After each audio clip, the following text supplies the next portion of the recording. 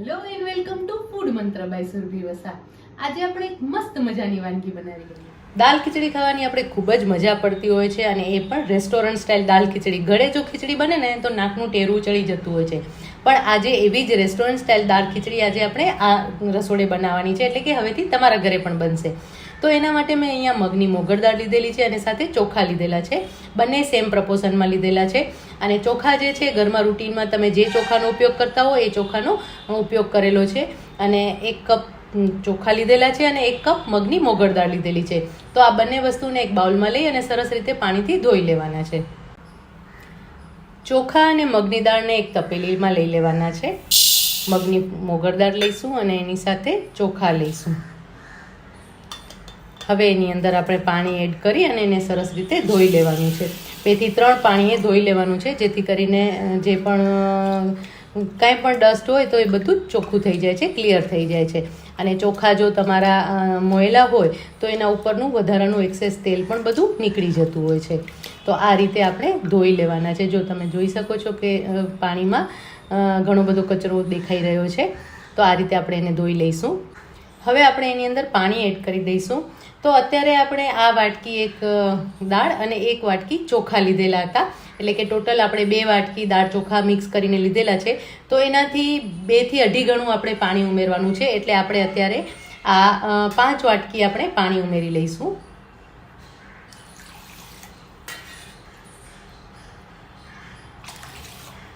પાંચ વાટકી પાણી ઉમેરી લેવાથી છે ને દાળ ચોખા જે છે એ સરસ રીતે કૂક થઈ જશે, અને જે આપણે જે કન્સિસ્ટન્સી જોઈએ છે એ એકદમ સરસ આવી જશે. તો પાણી મેં એડ કરી દીધું છે. હવે એની અંદર 5 ચમચી હળદર એડ કરી દઈશું. સાથે મીઠું ઉમેરીશું. 1 ચમચી આપણે મીઠું એડ કરી દઈશું, અને 1 ચમચી ઘી ઉમેરી લેવાનું છે. ઘી ઉમેરવાના કારણે એનો સ્વાદ બહુ જ સરસ આવે છે, અને ખીચડી છે એનો સ્વાદ સરસ આવે છે, અને ખીચડીનો કલર પણ બહુ જ સરસ આવશે. હળદરના કારણે કલર સરસ આવશે અને ઘીના કારણે સ્વાદ સરસ આવશે. હવે આ જે ખીચડી છે એને આપણે લગભગ 15 થી 20 મિનિટ માટે રેસ્ટ આપીશું, એટલે કે આ દાળ ચોખાને આપણે પલળવા દઈશું 15 થી 20 મિનિટ માટે, અને પછી એને કુકરમાં આપણે બાફવા માટે મૂકી દઈશું. દાળ અને ચોખાને મેં લગભગ અડધો કલાક માટે રેસ્ટ આપી દીધો છે, અને હવે કુકરમાં લઈ લીધું છે. અને હવે એને ઢાંકણ ઢાંકી ઉપરથી આવી રીતે છીબું ઢાંકી દેવાનું છે, અને કુકરનું પણ ઢાંકણ ઢાંકી લેવાનું છે. કુકરનું ઢાંકણ ઢાંકી અને એને લગભગ 2 સીટી પહેલાં ફૂલ ફ્લેમ પર વગાડવાની છે, અને પછી 3 સીટી એક ધીમા તાપે વગાડવાની છે. 2 થી 3 સીટી ધીમા તાપે કરવાની છે. આ રીતે એને કૂક કરી લેવાની છે, એટલે દાળ ચોખા એકદમ સરસ રીતે ચડી જાય. અને આપણે જ્યારે દાલ ખીચડી બનાવીએ ને ત્યારે દાળ ચોખા છે એકદમ સરસ ગળેલા જોઈએ છે, એટલા માટે આપણે કુકરની સીટી થોડી વધારે વગાડવાની છે. તો હવે દાળ અને ચોખા એટલે કે ખીચડીને આપણે ચડવા દઈશું. દાલ ખીચડીને વઘારવા માટે આપણે એક ગ્રેવી તૈયાર કરવાની છે, એટલે કે પ્યોરે તૈયાર કરવાની છે, જેમાં મેં 3 નંગ ટમેટાં લીધેલા છે, એટલે કે લગભગ 250 ગ્રામ જેટલા ટમેટાં છે, અને એની સાથે એક અડધું કેપ્સિકમ લીધેલું છે. આખું નથી લીધેલું, આ કેપ્સિકમ નાનું અડધું લીધેલું છે. તો અડધું કેપ્સિકમ અને 3 નંગ ટમેટાં છે એના ટુકડા કરી અને એને ક્રશ કરી લેવાના છે. મિક્સી જારમાં જ એને ક્રશ કરી અને એને પેસ્ટ બનાવી લઈશું.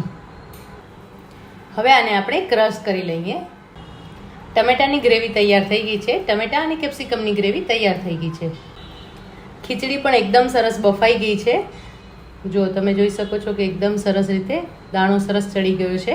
આ રીતની એકદમ સરસ ગળી જવી જોઈએ. તો ખીચડી પણ તૈયાર થઈ ગઈ છે અને ટમેટાની ગ્રેવી પણ તૈયાર છે. હવે આપણે દાલ ખીચડી તૈયાર કરી લઈએ.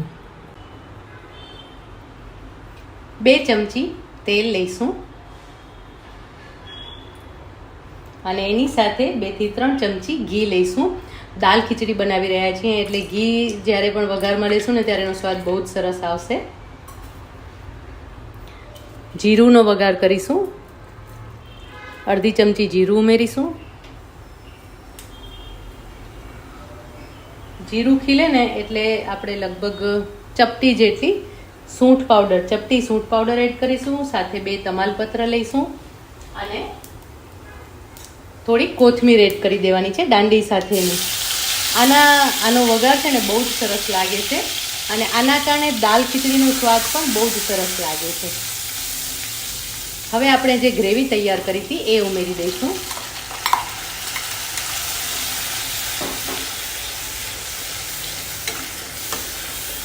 હવે આ ગ્રેવીને સરસ રીતે કૂક થવા દેવાની છે, એટલે કે એની અંદરથી કચાશ દૂર થાય ને ત્યાં સુધી આપણે એને કૂક કરી લઈશું. ટમેટાની કચાશ દૂર થાય ત્યાં સુધી આપણે એને કૂક કરવાની છે. ઢાંકીને આપણે 3 થી 4 મિનિટ સુધી કૂક કરીશું, જેથી કરીને ટમેટાની કચાશ પણ દૂર થઈ જાય અને જે ટમેટા છે એ સરસ રીતે ચડી જાય. અને અત્યારે આપણે એની અંદર મીઠું એડ કરી લઈશું. આપણે ખીચડી બાફતી વખતે તો મીઠું થોડું એડ કર્યું હતું, પણ અત્યારે આપણે 1 ચમચી જેટલું મીઠું એડ કરી દઈશું.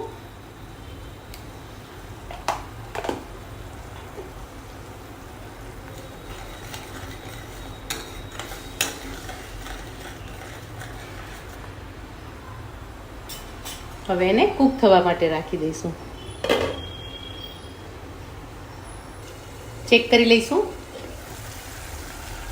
જો કલર એકદમ સરસ ચેન્જ થઈ ગયો છે અને તેલ અને ઘી બંને પણ છૂટું પડવા લાગ્યું છે. હવે એની અંદર આપણે મસાલા કરી લેવાના છે.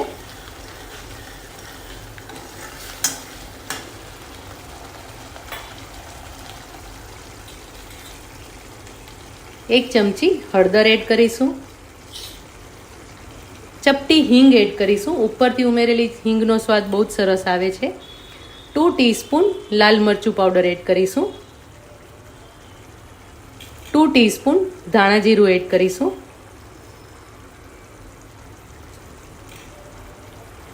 એની સાથે 1 ટીસ્પૂન કિચન કિંગ મસાલો, એક નાની એટલે કે હાફ ટીસ્પૂન જેટલો આપણે કિચન કિંગ મસાલો ઉમેરી રહ્યા છીએ અને 1/4 ટીસ્પૂન ગરમ મસાલો ઉમેરીશું.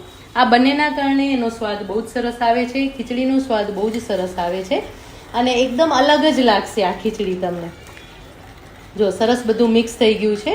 હવે આની અંદર થોડું પાણી આપણે ઉમેરી લઈશું, એટલે જ્યારે ખીચડી ઉમેરશું ને ત્યારે ખીચડી એકદમ સરસ લસલસતી ખીચડી બને. હવે થોડું પાણી આપણે ઉમેરી લઈશું, મિક્સ કરી લઈશું. એકાદ મિનિટ માટે થવા દેવાનું છે.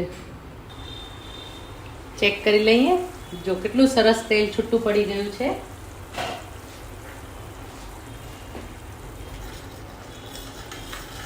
હવે એની અંદર આપણે ખીચડી છે એ ઉમેરી લઈશું. જે તૈયાર કરેલી ખીચડી છે ને એ ઉમેરી લેવાની છે.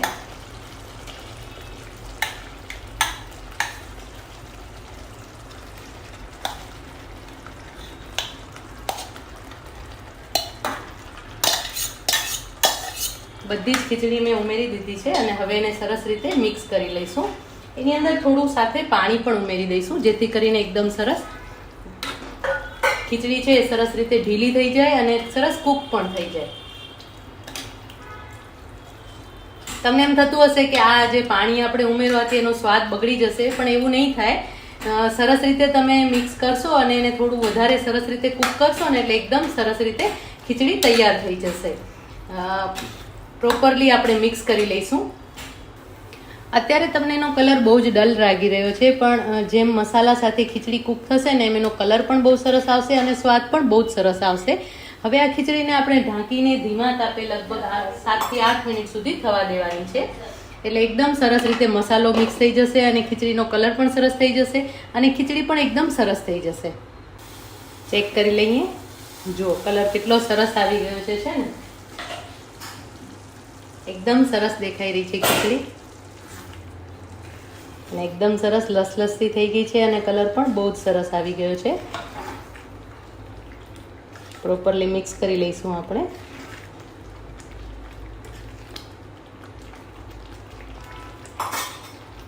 હવે આની અંદર આપણે 1 ચમચી ખાંડ ઉમેરીશું. આ ખાંડના કારણે ખીચડીમાં એક સરસ મીઠાશ આવશે અને એનો સ્વાદ બહુ જ સરસ લાગશે. અને 2 ચમચી લગભગ અડધી ચમચી જેટલો લીંબુનો રસ ઉમેરી લઈશું. મિક્સ કરી લઈશું. હવે આના ઉપર આપણે એક વઘાર રેડવાનો છે, એ વઘાર તૈયાર કરી લઈએ. ખીચડી પર રેડવા માટેનો આપણે એક વઘાર તૈયાર કરી લઈએ, જેના માટે 1 ચમચી ઘી લઈશું.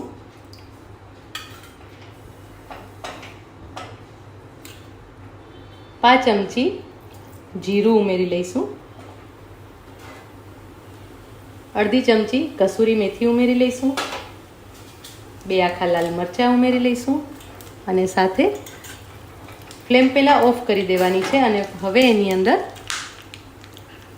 અડધી ચમચી લાલ મરચું પાવડર ઉમેરીશું, જેથી કરીને વઘારનો કલર બહુ જ સરસ થઈ જાય.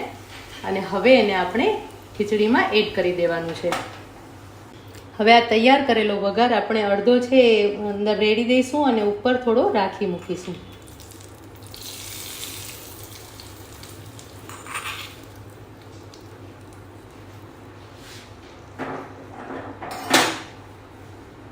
અને હવે એની ઉપર થોડી કોથમીર ભભરાવી લઈશું.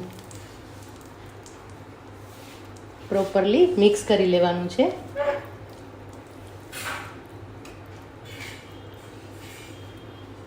એકદમ મસ્ત મજાની દાલ ખીચડી તૈયાર છે. આપણે એને સર્વ કરી લઈએ.